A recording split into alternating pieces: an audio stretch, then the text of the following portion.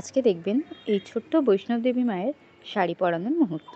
কাপড়ের প্রতিটা টুকরো আমি মাপ দিয়ে কেটে নিয়েছিলাম। যদিও এর আগে আমি এত ছোট ঠাকুরে কোনোদিনই শাড়ি পরাইনি, তাই প্রথমবার যখন শাড়ি পরাচ্ছিলাম আমি ভেবেছিলাম এটা হয়তো পিন দিয়ে হয়ে যাবে।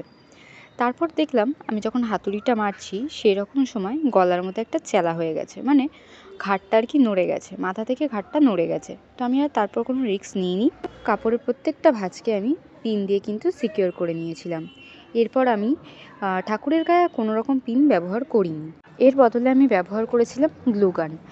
যদিও এত ছোট ঠাকুরে আমি কোনোদিনই শাড়ি পরাইনি, যেই কারণে এই জিনিসটা আমার মাথাতে ছিলই না বলতে গেলে। কাপড়ের প্রত্যেকটা কুচিকে আমি একটা পিন দিয়ে ফিক্সড করে নিয়েছিলাম। পর কুচিটা যে জায়গায় জায়গায় লাগবে সেই জায়গায় লাগিয়ে তার মধ্যে গ্লুগানের আঠা ইউজ করে আমি কিন্তু সেগুলোকে বসিয়ে নিয়েছিলাম, আর সুন্দরভাবে বসেও গেছে। এবার আপনারা বলতে পারেন যে একটা করে কি ভাঁজ দেওয়া যায় না? হ্যাঁ, অবশ্যই দেওয়া যায়, কিন্তু আমি যেহেতু গ্লুগানে কাজ করছিলাম, গ্লুগানের আঠাগুলো খুব তাড়াতাড়ি গলে যায়, সেই কারণে আমি একটা একটা করে ভাঁজ দিইনি, আমি একেবারে কাজ কমপ্লিট করেছি। আর এতে আমার অনেক তাড়াতাড়ি কাজটা কমপ্লিটও হয়ে গেছে। দেখতে পাচ্ছেন আমি কীভাবে পিন দিয়ে ফিক্সড করে নিয়েছিলাম আর কিভাবে আঠা দিয়ে আমি প্রত্যেকটা জিনিস বসিয়ে নিচ্ছি। তবে হ্যাঁ, এই আঠাগুলো একবার দিলে কিন্তু হবে না। শুকনো রঙের ওপর এই আঠাগুলো কম করে 2 থেকে 3 বার দিতে হবে, তবে গিয়ে ঠিকঠাকভাবে বসবে। তো এই ঠাকুরে যখন শাড়ি পরাচ্ছিলাম, যখন দেখলাম যে ঘাটটা নড়ে গেল, আমি না ভীষণ ভয় পেয়ে গেছিলাম যে এই না বাবা কিছু বলে, কেননা এই জিনিসটা আমার হাতে তৈরি নয়, আমার বাবা তৈরি করেছেন। এটা যদি আমি তৈরি করতাম তাহলে যদি আমার হাতে ভেঙেও যেত তাও কোনো সমস্যা নয়, কিন্তু যেহেতু বাবা তৈরি করেছে তো সেখানে ভেঙে গেলে হয়তো বাবা হয়তো কিছু বলতো না, কিন্তু তাও একটা খারাপ লাগার ব্যাপার তো রয়েছেই। সেই কারণে আমি আর কোনো রকম কোনো রিস্ক নিইনি পিন দিয়ে মারার। আচ্ছা, এবার একটা কথা বলি। আপনারা অনেক সময় ভাবেন যে এই তো ছোট্ট একটা ঠাকুর, এর দাম এত কী করে হতে পারে? হ্যাঁ, ছোটো ঠাকুরের দাম সবসময় বেশি হয়, কেননা তাকে নিখুঁতভাবে কাজ করতে হয়।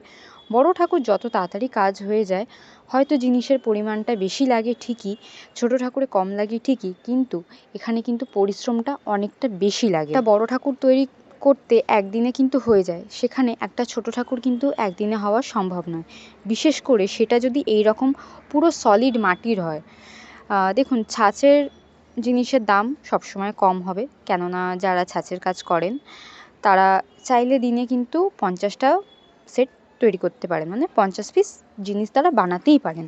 কিন্তু যারা এরকম মানে মাটি একদম জমিয়ে জিনিসটাকে বানাচ্ছে, পুরো সলিড মাটি দিয়ে বানাচ্ছে, এরকমভাবে মানে একদিনে 50টা জিনিস তৈরি করা একদম অসম্ভব ব্যাপার।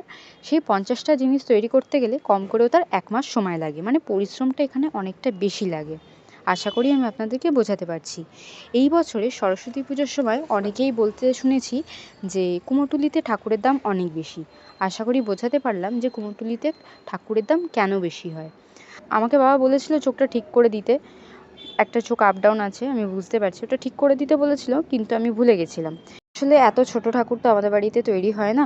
এই মুখটা অনেক বছর আগের, মানে অনেক বছর আগে ওটা পড়ে থেকে থেকে জিনিসটা নষ্ট হয়ে গেছে, সেখান থেকেই মুখটা তোলা। আর এইখানে যে ঠাকুরের গয়নাগুলো দেখছেন, এই গয়নাগুলোর দাম প্রচুর হয়। যদিও এইখানে ভেতরে যে গয়নাগুলো রয়েছে, এই গয়নাগুলো আনার পরে আমি তার মধ্যে কিছু হালকা করে কাস্টমাইজ করেছিলাম। আর এই যে দেখতে পাচ্ছেন গলার নিচটায় চেলা হয়ে গেছে, আর এটা মোটামুটি আমি ঠিক করে দেবো, পরশুদিন নেবে, তার আগে আমি এটা ঠিক করে দেবো।